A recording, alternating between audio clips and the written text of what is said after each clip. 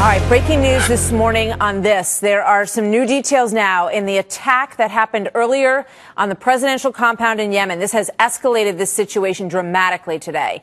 President Ali Abdullah Saleh was expected to address supporters, is expected, I should say, within the hour.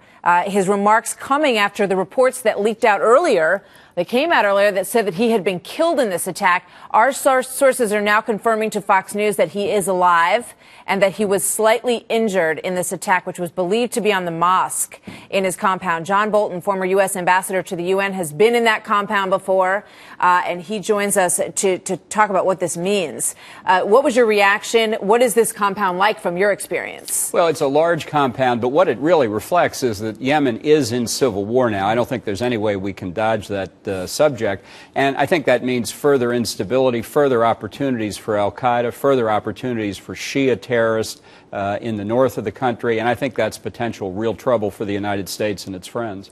You know, we were taking a look at the map earlier and talking about Anwar al-Awlaki, who's believed to be in Yemen. There is an order from the U.S. government to kill Awlaki if possible. What does this mean for him now? How is al-Qaeda positioning itself, in your opinion? Well, Saleh's military in the past has been used to repress these al-Qaeda forces, and just this past week we've seen al-Qaeda take over a relatively large city, and more opportunities now as the country's military is split and is engaged in this conflict.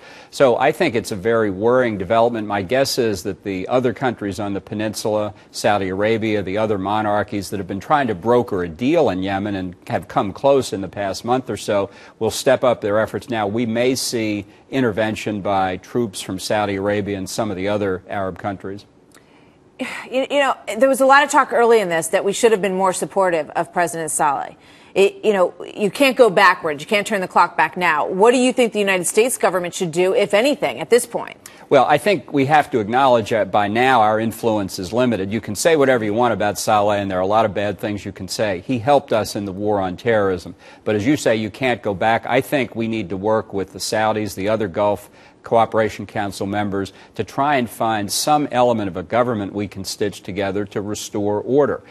Because otherwise, al-Qaeda will take advantage of these opportunities. If you have Somalia recreated in Yemen, a state of anarchy, it could well be a base for even wider al-Qaeda operations. Very frightening scenario. All right, Ambassador Bolton, thank you very much. Good to have you on that this morning.